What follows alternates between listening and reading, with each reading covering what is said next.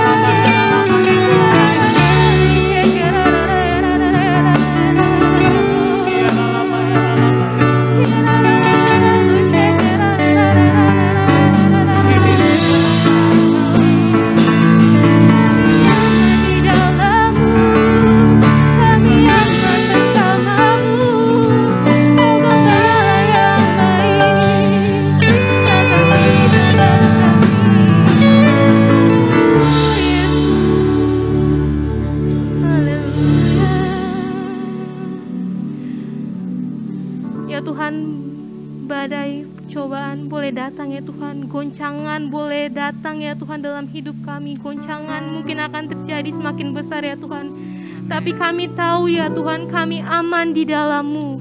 Kami aman ya Tuhan, karena Engkau gembala kami yang baik. Engkau menuntun kami ya Tuhan, Engkau membimbing kami ya Tuhan, menuntun kami ke jalan-Mu. Terima kasih ya Bapa, terima kasih ya Tuhan. Oleh sebab itu ya Tuhan, Kamu berkata, dalam-Mu damai-Ku dapat, dalam-Mu sukacita-Ku, dalam-Mu aku penuh, dalam-Mu Yesusku, di dalam-Mu, dalam-Mu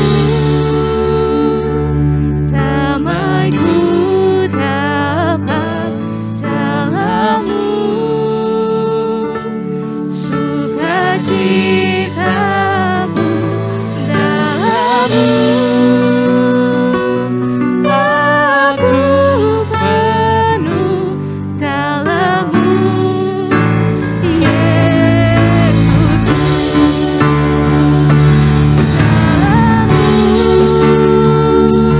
damai-Ku dapat, dalam-Mu sukacita-Ku, dalam-Mu aku penuh, dalam-Mu Yesusku, dalam-Mu Yesusku,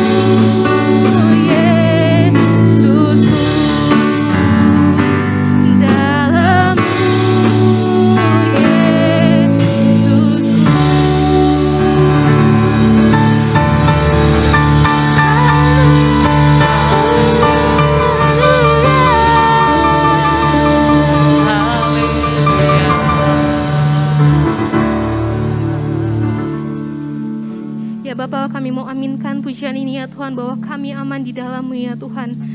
Biarlah ya Tuhan, Kau yang terus menuntun kami, membimbing jalan-jalan kami ya Tuhan, sehingga kami tetap di jalan-Mu, di jalan yang benar ya Tuhan. Dan ya Tuhan, kami akan memuji, meninggikan nama-Mu lagi ya Tuhan. Kau yang tuntun ibadah, Kau yang pimpin ibadah kami ya Tuhan, dari awal pertengahan hingga akhirnya. Kami serahkan semuanya hanya ke dalam tangan-Mu. Dalam nama Tuhan Yesus kami sedang berdoa dan mengucap syukur. Haleluya, haleluya, amin. Ya Bapak Ibu Saudara, mari kita mau memuji Tuhan lebih lagi. Kita mau bersorak bagi nama-Nya.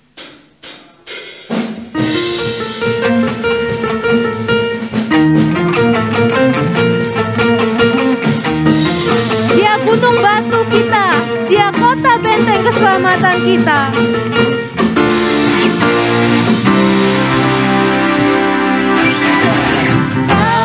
Gunung batuku dan Kau, kota bentengku, tak akan ku ragu. Kau menjamin hidupku, Kau keselamatanku, dan Kau yang membelaku, tak akan ku takut. Kuasa-Mu di dalamku, walau badai menerpa di dalam hidupku ini, namun tak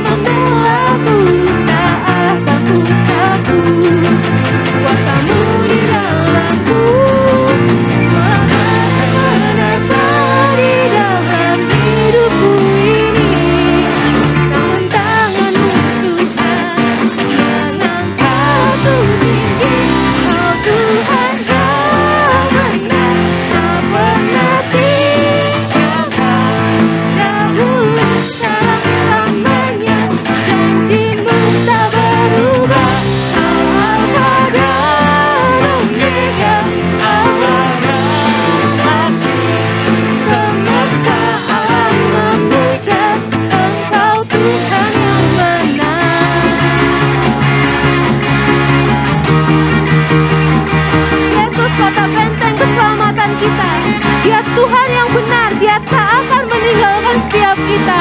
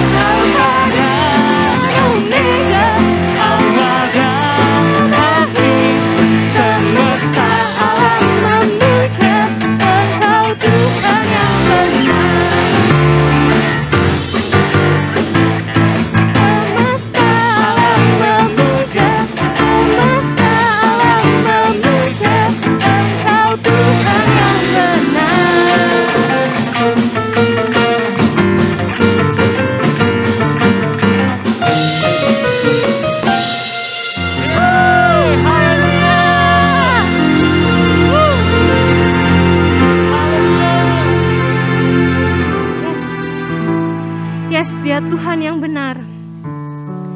Dia Tuhan yang benar, walaupun kita berjalan di dalam lembah kekelaman sekalipun, Tuhan ada bersama dengan kita. Jadi kita gak usah takut Bapak Ibu Saudara, karena Dia selalu beserta dengan kita, di sisi kita, mendampingi kita.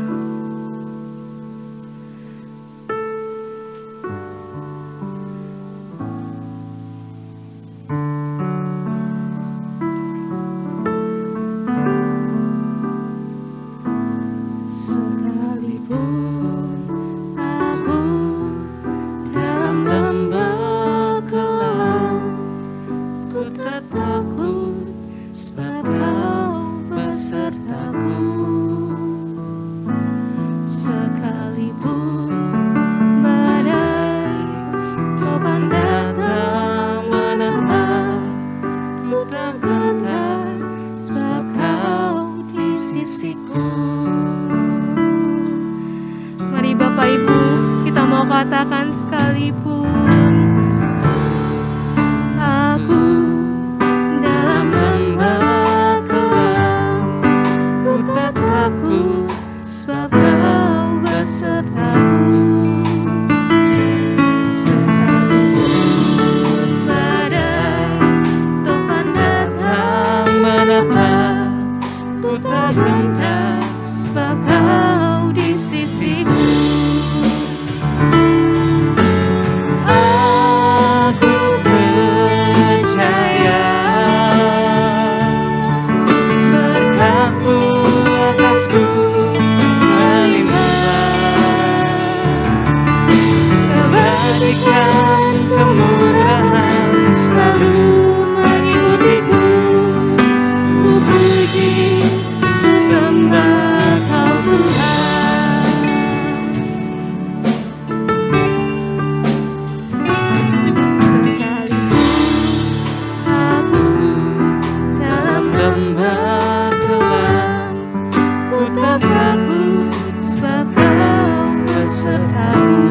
Sekalipun badai topan menerpa, topan datang menerpa, kami takkan takut ya Tuhan, sebab Kau di sisi. Katakan aku percaya.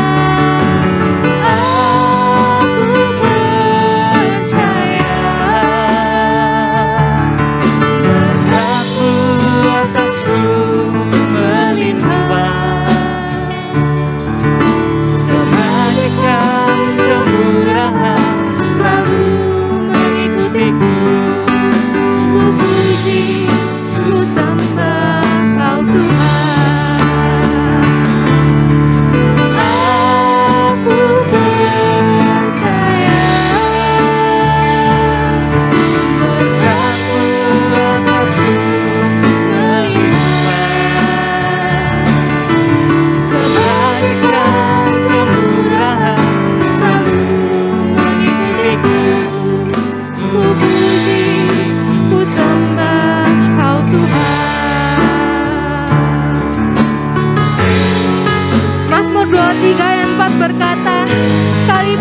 berjalan dalam lembah kekelaman, aku tidak takut akan bahaya.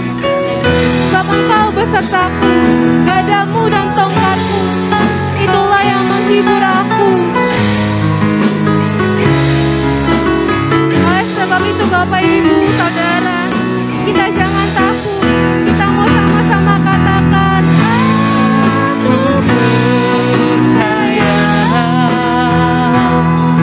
berlaku atas sumber iman,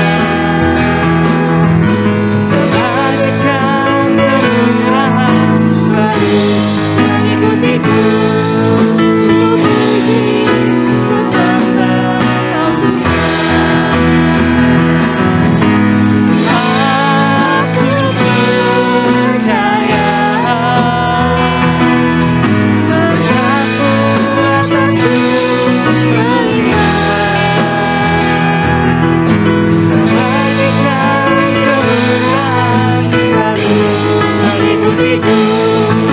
Ku puji, ku sembah Kau Tuhan. Ku puji, ku sembah Kau Tuhan.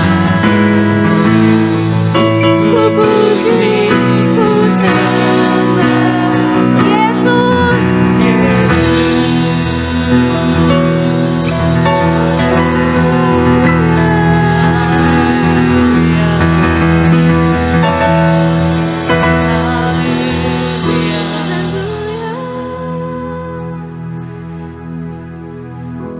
Ya Bapak, biarlah menjadi kerinduan setiap kami, menjadi kebiasaan setiap kami ya Tuhan, untuk memuji, memuliakan nama-Mu, menyenangkan hati-Mu ya Bapa. Dan ya Tuhan, kami tahu ya Tuhan, Kau beserta dengan kami. Oleh sebab itu kami mau serahkan seluruh kehidupan kami ke dalam tangan-Mu ya Tuhan. Dan biarlah ya Tuhan, firman-Mu yang sebentar lagi akan kami dengar, itu menjadi rema bagi setiap kami ya Tuhan. Firman-Mu itu yang dapat menuntun jalan-jalan kami ya Bapa, sehingga kami tetap ya Tuhan melakukan segala perintah-Mu di zaman saat ini ya Bapa. Terima kasih ya Tuhan, berbicara lebih lagi kepada hamba-Mu yang akan menyampaikan kebenaran firman-Mu ya Bapa. Terima kasih Tuhan, dalam nama Tuhan Yesus kami sudah berdoa dan mengucap syukur. Haleluya, amin. Shalom saudara, apa kabarnya? Pasti tetap bersemangat dan bersuka cita senantiasa. Nah, edisi Voice of Pentecost kali ini, kita akan membahas tentang tertanam di gereja lokal. Mungkin saudara pernah mengalami di mana aspirasimu ditolak di gereja lokal, atau pernah merasa dicuekin oleh gembala. Mungkin pernah dikecewakan, dan berujung kita pindah-pindah gereja, mencari tempat yang nyaman untuk beribadah. Saya ingin katakan, bahwa saudara harus tetap tertanam di gereja lokalmu. Markus 4 ayat 26-29 memuat sebuah perumpamaan singkat tentang kerajaan Allah yang digambarkan dengan proses bercocok tanam. Ayat 27 berkata, lalu pada malam hari ia tidur dan pada siang hari ia bangun. Dan benih itu mengeluarkan tunas dan tunas itu makin tinggi. Bagaimana terjadinya tidak diketahui orang itu. Setiap proses untuk bertumbuh yang dialami sebuah benih terjadi di dalam tanah. Di tempat gelap, di mana tidak seorang pun yang bisa melihat dan mengetahuinya. Demikian pula dengan setiap kita sebagai benih. Ketika kita berkomitmen untuk tertanam di gereja lokal, kita akan mengalami berbagai proses yang mungkin tidak nyaman. Dan setiap proses tersebut tidak dapat dilihat oleh orang lain. Sayangnya, banyak orang yang menyerah ketika melewati proses krusial ini. Banyak yang tergoda untuk melihat rumput tetangga yang selalu terlihat lebih hijau dibandingkan rumput di rumah sendiri. Ingat, yang terlihat oleh mata kita hanyalah hasil akhirnya yang sudah tampak baik. Sementara yang tidak kita lihat adalah proses yang juga dialami oleh rumput tetangga ketika baru disemai dan masih di dalam tanah. Di era pandemi COVID-19 ini, di mana kita harus beribadah secara virtual, semua gereja berlomba-lomba dalam menyajikan konten yang terbaik, display yang estetik, musik yang menarik, dan kemampuan editing yang kekinian. Dalam sebuah survei yang dilakukan oleh Barna Research pada bulan Juli 2020, mengenai kehadiran jemaat lintas generasi dalam ibadah virtual di masa pandemi, 40% dari generasi baby boomer memutuskan untuk tetap tertanam di gereja lokal, 31% dari generasi X, dan hanya 30% dari generasi milenial yang tertanam di gereja. Padahal, benih yang terus-menerus dipindah media tanamnya akan membutuhkan waktu untuk beradaptasi di tanah yang baru. Dan tak jarang, benih itu akan mati dan tidak dapat berbuah lagi. Yohanes 15 ayat 2 menuliskan, "Setiap ranting padaku yang tidak berbuah, dipotongnya.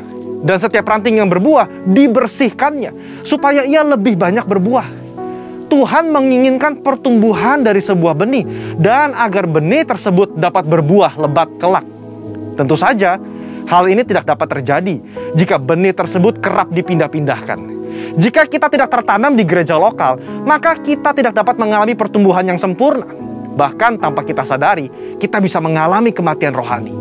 Kita tidak dapat menikmati buah yang seharusnya dapat kita hasilkan apabila kita tertanam di gereja lokal. Lalu, apa hal-hal yang dapat terus mendorong kita untuk tetap tertanam di gereja lokal? Yang pertama, mengubah perspektif kita. Sekali lagi, ketika sebuah benih ditanam, ia diletakkan di dalam tanah yang gelap dan tak terlihat. Di situasi seperti inilah, perspektif kita harus dirubah. Ditanam sebagai benih atau dikubur seperti jenazah. Faktanya, di dalam tanah itu mungkin ada rasa kesepian, tidak dilihat orang, seakan-akan tidak ada jalan keluar.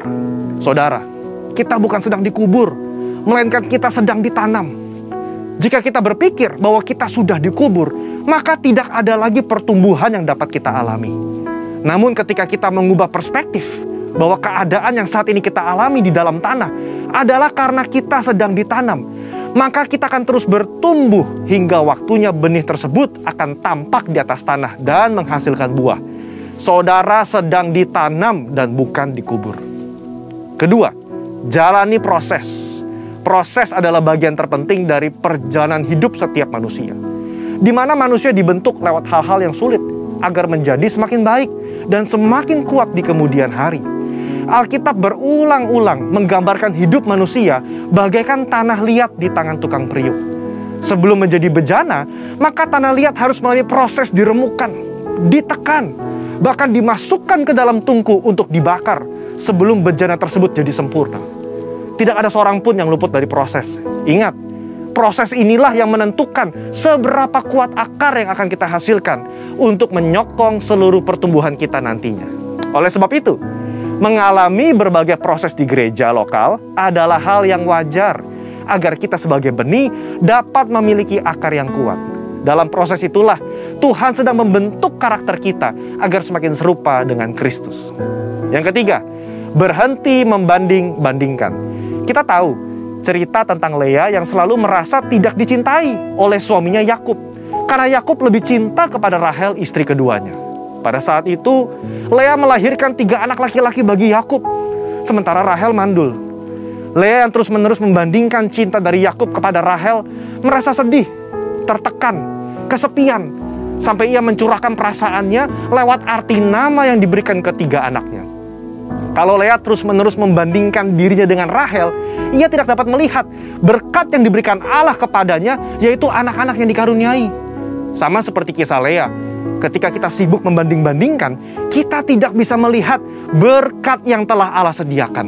Dalam konteks ini, ketika kita terus membanding-bandingkan gereja lokal kita, pemimpin kita, rekan sepelayanan kita dengan gereja orang lain, kita tidak dapat melihat berkat dan tujuan yang telah Allah tetapkan ketika ia menempatkan kita di gereja lokal kita saat ini.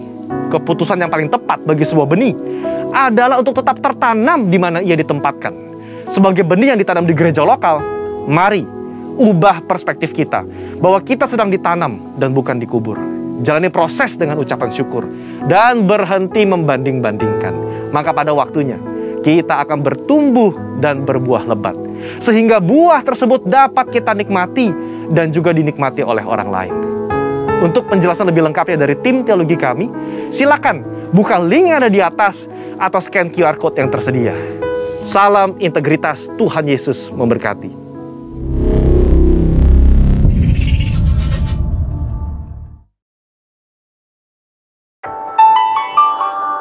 Apa yang dimaksud dengan Pentakosta ketiga? 1.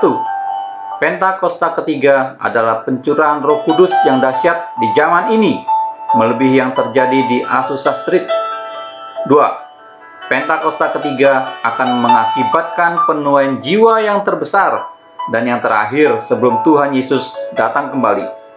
3. Pentakosta ketiga akan membangkitkan generasi Yeremia, yaitu anak-anak muda yang dipenuhi Roh Kudus, cinta mati-matian kepada Tuhan Yesus, tidak kompromi terhadap dosa, dan akan bergerak untuk memenangkan jiwa. 4. Pentakosta ketiga lahir di Indonesia dan bergerak ke bangsa-bangsa. Gerakan ini dari timur ke barat dan akan kembali ke Yerusalem. 5. Pentakosta ketiga akan memberikan kuasa untuk menyelesaikan amanat agung, dan setelah itu Tuhan Yesus datang kembali. Amin. Shalom Bapak Ibu, Saudara dikasih oleh Tuhan Yesus Kristus. Selamat kita bertemu kembali untuk mendengarkan kebenaran firman Tuhan. Bapak Ibu yang saya kasih dalam Tuhan Yesus Kristus, pagi hari ini saya ingin membagikan kebenaran firman Tuhan. Saya ingin sharing kebenaran firman Tuhan dari apa yang saya alami beberapa hari, bahkan sudah seminggu lebih, ketika saya sedang melakukan satu perenungan bersama dengan Tuhan. Kebenaran ini sebenarnya kebenaran hal yang sudah umum di dalam Alkitab, hal yang bukan hal yang luar biasa lagi buat kita sebagai orang-orang yang percaya kepada Tuhan. Tapi entah kenapa saya tergerak untuk menyampaikan ini ketika saya dapat tugas untuk menyampaikan kebenaran firman Tuhan pagi hari ini, saudara-saudara. Dan akhirnya saya harus menyampaikan ini. Saya akan berbicara tentang pelayanan, saudara-saudara yang dikasih oleh Tuhan Yesus Kristus. Saya dapatkan ini bukan lewat buku, bukan lewat sharing dengan siapa-siapapun, saudara-saudara. Kebenaran ini, firman-firman ini saya dapati ketika saya sedang melakukan perenungan tentang keadaan-keadaan sekarang ini bersama dengan Tuhan, saudara-saudara. Yaitu tentang sebuah pelayanan. Arti. Jadi kalau saudara pengen tanya tema atau judul khotbah saya pagi hari ini, saya berbicara tentang arti atau makna sesungguhnya dari sebuah pelayanan, saudara-saudara. Mari saya ajak Bapak Ibu, saudara yang dikasihi Tuhan, kita lihat Alkitab kita buka Alkitab kita dalam kitab Roma pasal 12 ayat 9 sampai 11. Kitab Roma pasal 12 ayat 9 sampai 11. Firman Tuhan berkata begini, "Hendaklah kasih itu jangan pura-pura. Jauhilah yang jahat dan lakukanlah yang baik. Hendaklah kamu saling mengasihi sebagai saudara dan saling mendahului dalam memberi hormat." Ayat 11. "Janganlah hendaknya kerajinanmu kendor, biarlah rohmu menyala-nyala dan layanilah Tuhan." Nah, saudara, saya ingin menekankan ayat yang ke-11. Penjelasan saya pagi ini ada di ayat yang ke-11. "Janganlah hendaknya kerajinanmu kendor, biarlah rohmu menyala-nyala dan layanilah Tuhan." Saudara, kalau kita bicara tentang pelayanan, di zaman para rasul atau di zaman gereja mula-mula, itu sudah pasti sangat jauh berbeda dengan pelayanan yang kita kenal sekarang ini, atau pelayanan yang saudara dan saya mungkin lakukan sekarang ini, saudara-saudara. Itu sebabnya, saudara, Bapak Ibu yang dikasih oleh Tuhan Yesus Kristus, untuk memahami ayat ini, janganlah hendaknya kerajinanmu kendor, biarlah rohmu menyala-nyala dan layanilah Tuhan. Saudara-saudara, kita harus memahami bahwa kondisi jemaat di Roma itu berbeda dengan keadaan saudara dan saya yang hidup masa sekarang ini. Khususnya lagi saudara dan saya, orang-orang Kristen, orang percaya yang hidup di negara Republik Indonesia ini, saudara. Kalau kondisi jemaat di Roma, waktu Paulus kirim surat ini saudara-saudara, biarlah rohmu menyala-nyala dan layanilah Tuhan, itu kondisi jemaat dalam keadaan tertekan. Itu mereka tertekan baik dari orang Yahudi, tertekan dari pemerintah Romawi saudara-saudara, bahkan tekanan-tekanan itu juga ada dalam jemaat itu sendiri. Kalau saudara pelajari kitab Roma, saudara baca kitab Roma awal-awal, itu jemaat Roma atau orang-orang percaya di Roma itu terbagi beberapa golongan, saudara-saudara.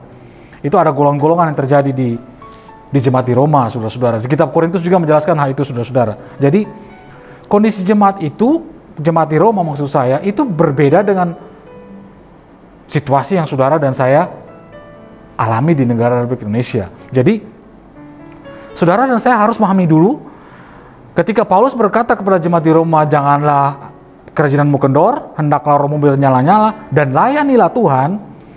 Saudara harus tahu, pertama, kondisi jemaat Roma berbeda dengan kita yang ada di Indonesia.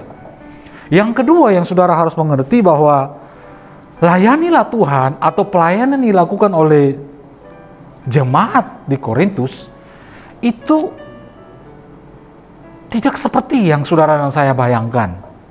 Seperti kita yang ada di Indonesia ini atau yang umumnya ada di dunia ini ya saudara-saudara. Kalau kita bicara pelayanan saudara-saudara, khusus di gereja kita, pada umumnya orang jemaat Tuhan kalau bicara pelayanan, rata-rata jemaat itu mengkaitkan makna pelayanan itu dengan kegiatan atau aktivitas di gereja. Nah itu saudara-saudara, perhatikan baik-baik. Kalau kita bicara pelayanan, pada umumnya rata-rata jemaat memahami bahwa pelayanan itu adalah kegiatan atau aktivitas yang berhubungan dengan kegiatan di gereja, saudara-saudara, berhubungan dengan di gereja. Nah pagi hari ini saudara-saudara yang dikasih oleh Tuhan Yesus Kristus, saya kepengen kita belajar sama-sama dan saya kepengen sharing perenungan yang saya dapat selama beberapa hari, sudah semingguan ini saya merenungkan, dan perenungan ini membuat saya mulai berpikir berbeda saudara-saudara tentang pelayanan saudara-saudara. Kenapa saudara-saudara? Saya sharing Bapak Ibu sebelum saya masuk ke inti firman Tuhan. Jadi pada satu saat beberapa waktu yang lalu saudara-saudara, saya lagi merenungkan firman Tuhan. Saya bertanya begini sama Tuhan. Tuhan, ini pandemi sudah 1,5 tahun berlalu, gereja ditutup, gereja tidak ada aktivitas pada hari Minggu itu, bahkan hari-hari yang lain, itu sudah 1,5 tahun, saudara-saudara. Lalu saya berkata begini kepada Tuhan, ini sudah nggak ada pelayanan, teman saya nggak ada pelayanan, kom juga nggak ada, terus teman-teman pemusik juga kasihan yang lain, teman-teman WL itu dan lain-lain, sehingga itu para pengkhotbah, para guru-guru kom juga banyak yang sudah tidak melayani. Saya berkata begitu ketika saya lagi merenungkan saudara-saudara tentang pandemi ini. Saya lagi merenungkan tentang situasi yang saya hadapi. Saya bilang, Tuhan, saya mau kemana ini? Saya bertanya sama Tuhan, saudara-saudara. Nah, sejak saya bertanya seperti itu saudara-saudara, Tuhan ngomong banyak hal sama saya. Tuhan ngomong banyak hal sama saya. Salah satu kata-kata yang seperti menampar saya saudara-saudara ketika saya lagi saya sedang melakukan perenungan itu saudara-saudara. Tiba-tiba di hati saya berkata begini, nah saya yakin itu dari Tuhan. Ketika saya bertanya tentang pelayanan kepada Tuhan ya saudara-saudara, tiba-tiba dalam hati saya berkata begini, kamu pikir, saudara dengar baik-baik, kamu pikir selama ini kamu bermain musik, kamu khotbah, dan mungkin kamu ngajar kom, kamu pikir kamu sudah melayaniku. Itu tiba-tiba di hati saya berkata seperti itu saudara-saudara. Dan ini saya pengen bagikan. Ini ayat acuan saya saudara-saudara. Kamu pikir selama ini kamu bermain musik, kamu pikir selama ini kamu berkhotbah, kamu ngajar rekom, kamu pikir kamu sudah melayani Tuhan. Saya kaget saudara-saudara. Saya kaget lalu saya tanya. Akhirnya saya renungkan, saya penasaran, saya berdoa nggak berdoa yang formalitas banget. Saya tanya sama Tuhan. Lalu itu apa Tuhan? Yang saya lakukan selama ini apa di gereja gitu kan? Yang saya lakukan selama ini apa? Lalu tiba-tiba di hati saya yakin ini Roh Kudus. tiba-tiba dia saya berkata begini, yang kamu lakukan selama ini itu cuman aktivitas atau tugas gereja biasa. Kamu belum masuk, kamu belum sampai ke level melayani aku dengan sesungguhnya. Itu kata roh itu, saya percaya itu kata roh di hati saya. Wah, saudara-saudara, itu sekitar 3 minggu yang lalu ketika saya dapat suara itu, saya dengar suara itu, saudara-saudara, di situ saya kaget. Saya berdoa sama Tuhan, saya bilang, Tuhan, terus saya mau gimana? Nah, itu ada cerita selanjutnya sih, panjang, saudara-saudara. Tapi saya nggak ngomong itu. Saya nggak ngomong, Tuhan, lakukan apa, harus saya lakukan apa selanjutnya. Saya nggak mau bicara, Tuhan ngomong sama saya harus melakukan apa. Tapi yang saya mau bicara pagi ini tentang pelayanan itu. Karena di situ tiba-tiba Tuhan berpesan, bagikan itu ke teman-teman sepelayanan kamu, siapapun yang kamu ketemu. Ceritakan itu, sharingkan itu, saudara-saudara. Nah, saudara-saudara, sebelum saya bagikan ini kepada jemaat di Tegal Alur, saya sudah bagikan juga. Ada seorang hamba Tuhan, saya sharing sama dia tentang apa yang saya dapatkan itu, saudara-saudara. Nah, saya lanjut, saudara. Saya tanya sama Tuhan, lalu pelayanan itu apa? Pelayanan yang Tuhan mau itu apa? Pelayanan yang sesungguhnya itu apa, saudara-saudara? Nah, lalu saya dibawa ke satu ayat, saudara-saudara, dalam kitab Markus pasal 10. Saya ajak saudara lihat kitab itu, kitab Markus pasal yang ke-10. Saya ulangi, saudara-saudara, selama ini saya main musik, selama ini saya berkhotbah dan saya ngajar kata Tuhan, saya belum melayani Tuhan yang benar. Saya belum ada di level melayani Tuhan dengan sesungguhnya, saudara-saudara. Saya hanya melakukan kegiatan gereja atau memenuhi jadwal panggilan-panggilan tugas dari gereja, saudara-saudara. Itu belum masuk pelayanan. Lalu saya tanya Tuhan, dan Tuhan bawa saya kayak ini, saudara-saudara. Apa itu pelayanan? Mari saudara kita lihat Markus pasal 10 ayat 45.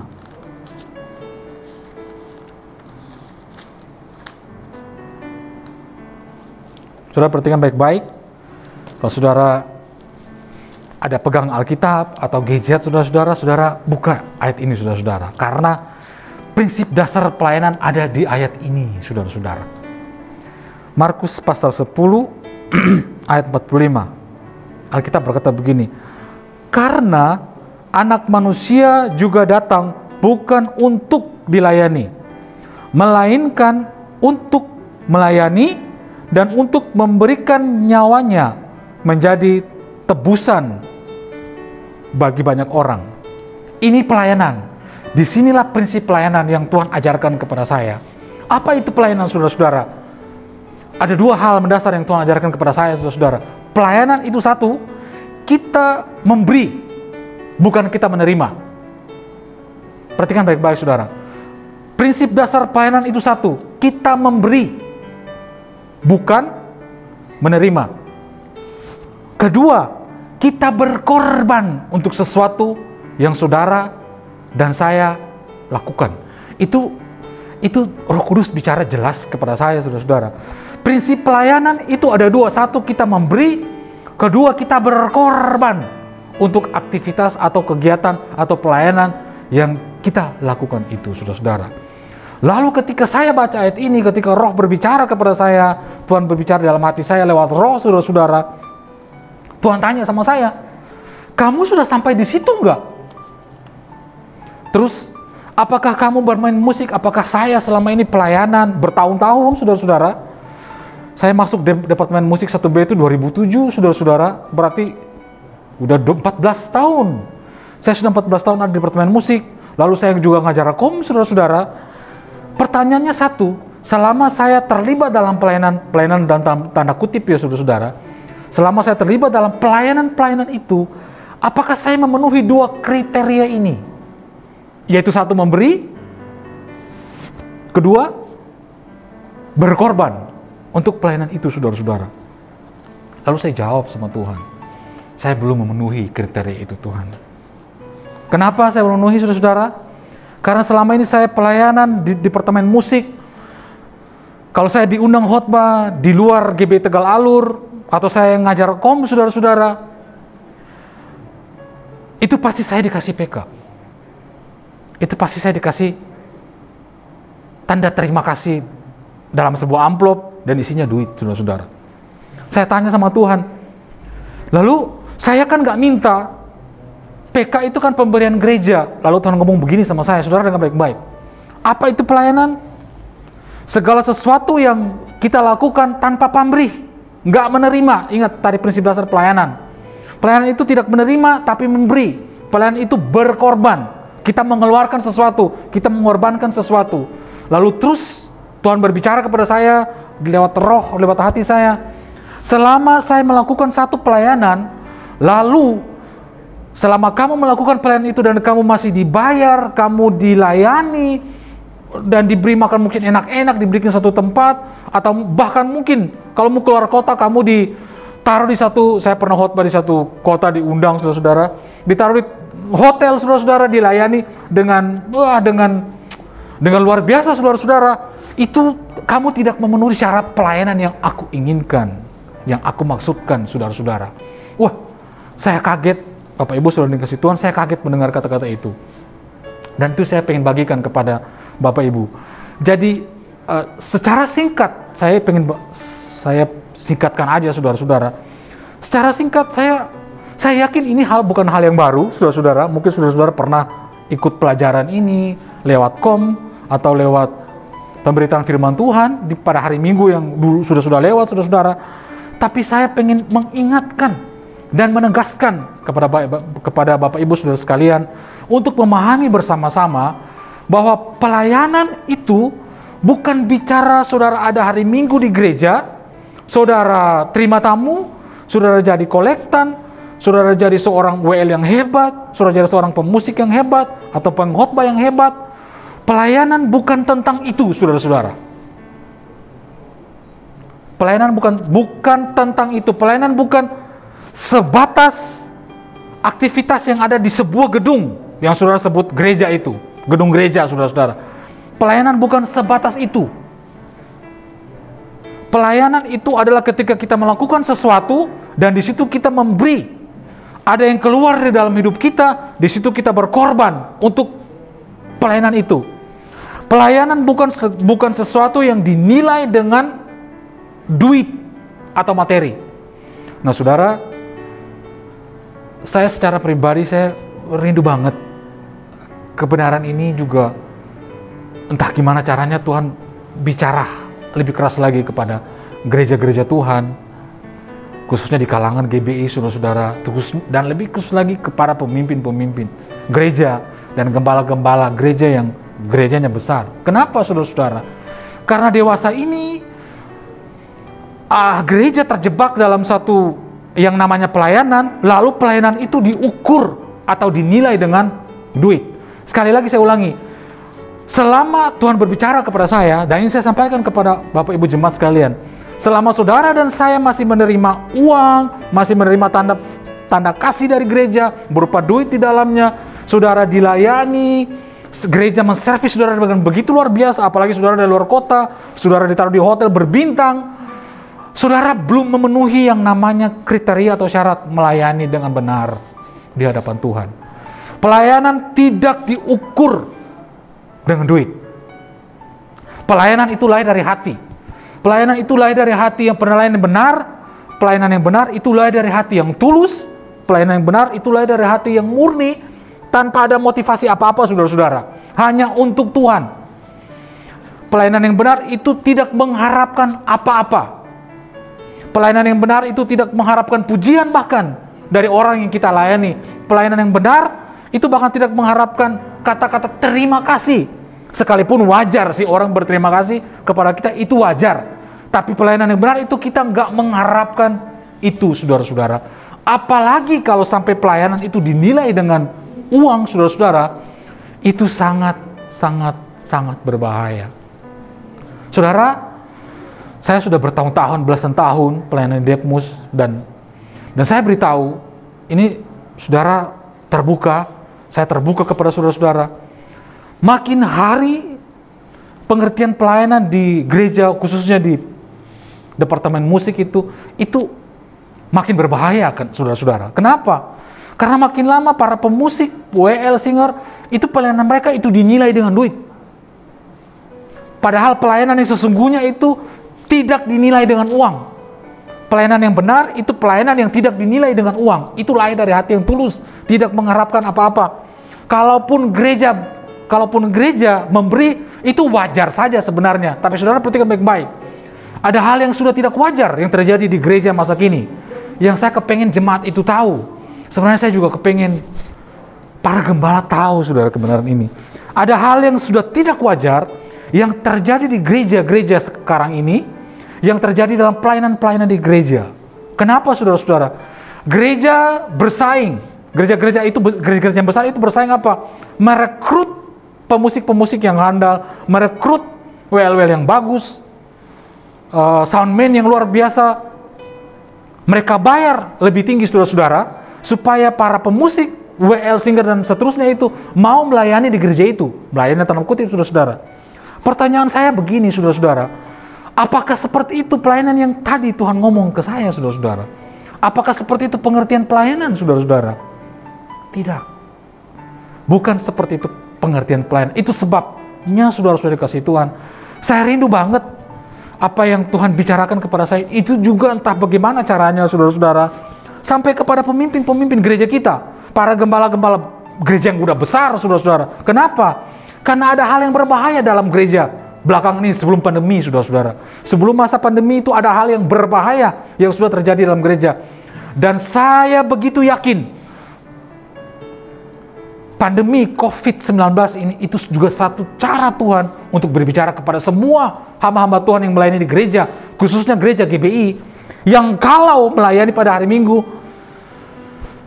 kita dikasih PK, kita dikasih makan, dan diservis yang begitu luar biasa. Saudara-saudara, saya mau jujur, kalau gereja-gereja besar, kalau kita datang pelayanan ke gereja-gereja besar itu, gereja-gereja tertentu, saudara-saudara, itu kita ini makan luar biasa banget. Minum semua disediakan, makan, bahkan kita bisa request makanan, saudara-saudara. Di gereja-gereja besar itu, kita bisa request ini. Dan makanan yang dikasih ke kita, para pemusik itu, bukan makanan-makanan murahan, saudara-saudara. Bukan makanan murahan. Ada juga gereja yang sekali dia bayar PK untuk para pemusik, itu mah bukan ongkos bensin, saudara-saudara. Dulu konon katanya PK itu diberikan untuk membantu kita membayar ongkos bensin kita pergi pulang. Tapi saya ingin beritahu kepada saudara-saudara, PK pemusik sekarang sebelum pandemi itu, apalagi di gereja-gereja besar, itu bukan lagi untuk ongkos bensin. Bukan lagi, itu jauh daripada ongkos bensin yang harus kita bayar, harus kita beli untuk ongkos bensin, saudara-saudara. Apalagi kalau saudara dan saya datang cuma pakai motor, saudara-saudara. Rumah cuma kira-kira 5 km dari gereja, 10 km dari gereja, 5 km mah isi bensin 10.000 juga selesai, saudara-saudara. Tapi saya ingin beritahu kepada saudara sekalian, gereja-gereja yang besar itu sekali kita datang pelayanan, ibadah 1-3, itu kita bisa terima PK, nilainya bisa jutaan, saudara-saudara. Saya ngalamin itu, saya mengetahui itu. Dulu saya begitu enjoy banget. Itu sebabnya saya berkata, ketika Tuhan berkata kepada saya, selama ini kamu bermain musik, selama ini kamu khotbah, selama ini kamu ngajar kamu belum memenuhi kriteria melayani aku dengan benar. Karena ketika kamu pelayanan, kamu dibayar, kamu dilayani, dan seterusnya. Akibatnya, saudara-saudara, sudah tahu apa akibatnya? Orang-orang yang melayani pada hari Minggu, dia pemusik, dia WLK, dia pengkhotbah, itu pikiran mereka pasti tak terlepas dari apa? Memikirkan PK, saudara-saudara. Persembahan kasih itu. Orang kalau sudah melayani karena persembahan kasih, motivasinya karena persembahan kasih, itu sudah tidak berkenan di hadapan Tuhan. Itu kata Tuhan sama saya. Dan bertahun-tahun saya ada di dalamnya, saudara-saudara. Meskipun sebenarnya 2-3 tahun yang lalu saya berusaha. Saya ngomong sama Tuhan, Tuhan kayaknya ada yang salah nih sama saya. Karena setiap pelayanan, saya sudah memikirkan PK. Kalau saya terima jadwal, saya sudah pikir, oh aduh, puji Tuhan nih bulan ini saya ada di gereja besar. Puji Tuhan bulan ini saya 2 kali ada di gereja besar. Kenapa saya bilang puji Tuhan? Bulan ini saya ada di gereja besar. Karena saya tahu PK-nya gede, saudara-saudara. Saya pernah melayani satu gereja, cuman sekali ibadah doang. Dibayarnya hampir 1 juta, saudara-saudara. Sekali ibadah. Akibatnya apa, saudara-saudara? Banyak pemusik-pemusik itu bersaing untuk bisa masuk ke gereja itu. Dan akhirnya saya tersingkir dari gereja itu. Karena kenapa? Ada tim lain yang masuk dengan cara-cara yang licik, saudara-saudara. Saya dan tim teman-teman saya itu tersingkir dari gereja itu karena ada tim lain yang masuk. Karena kenapa mereka berusaha untuk masuk ke gereja itu? Sekali main bayarannya apa 1 juta, saudara-saudara. Saya waktu terima PK pertama kali, saya kaget. Saudara, jemaat Tegal Alur, ini maaf. Saya buka-bukaan kepada saudara tentang pelayanan di departemen musik.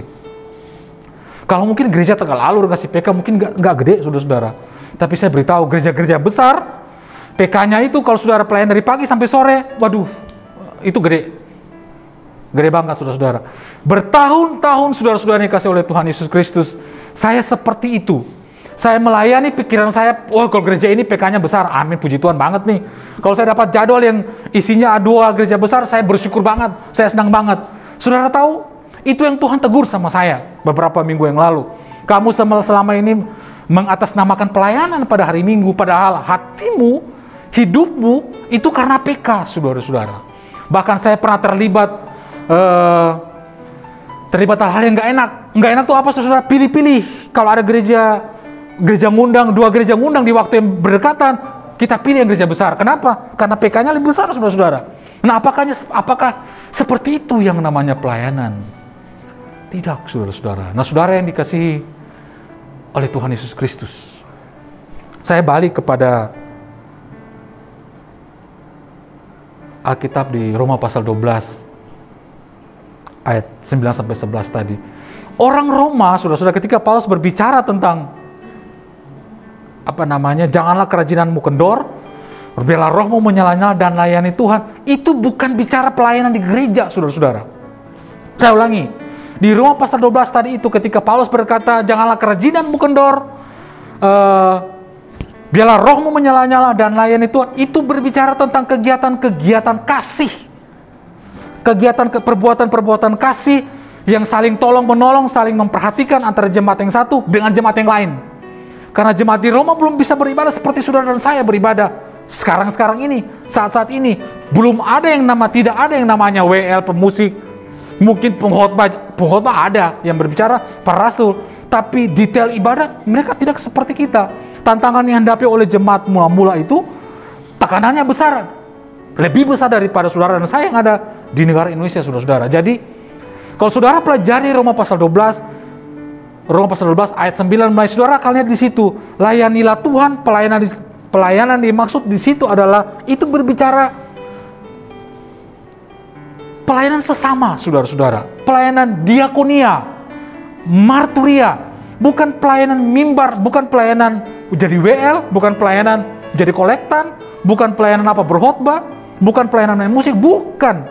Ketika Paulus berbicara janganlah kerajinanmu kendor, biarlah roh menyala-nyala dan layani Tuhan, Paulus tidak berbicara tentang pelayanan yang seperti saudara dan saya lakukan, yang kita lakukan, gereja lakukan pada hari Minggu seperti sekarang ini. Itu beda konsepnya, saudara-saudara.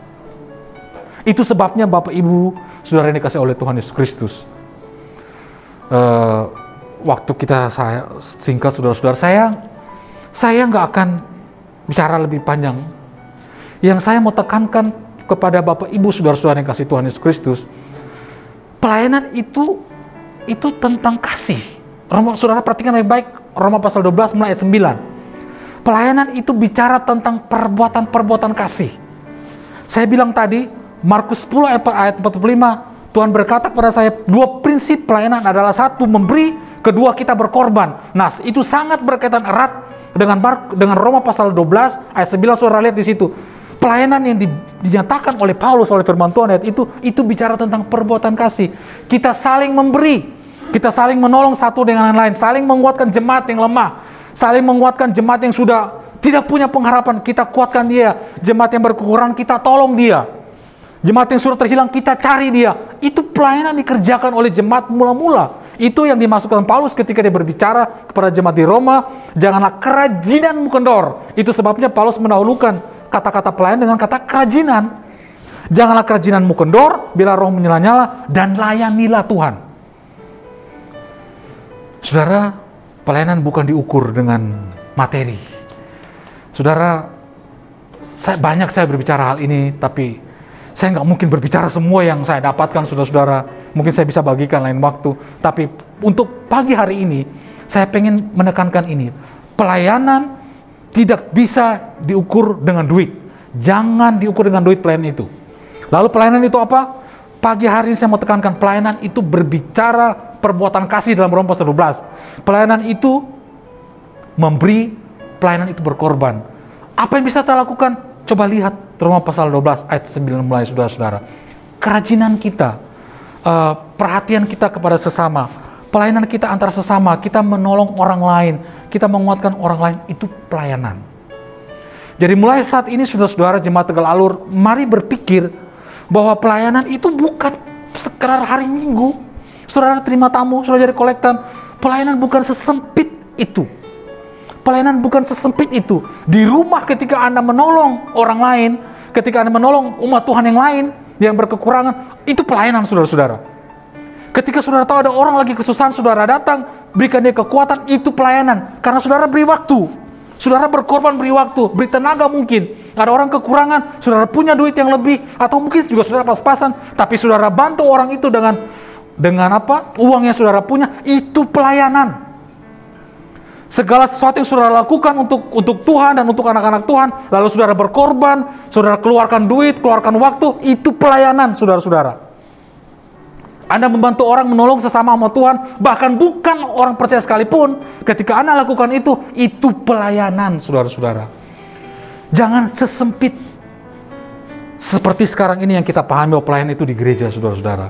Pelayanan itu memberi dan pelayanan itu berkorban. Kalau saudara melakukan aktivitas gereja, saudara berkata pelayanan, tapi saudara masih dibayar dengan PK yang nilainya bisa jutaan, saudara-saudara, itu masih jauh dari pelayanan.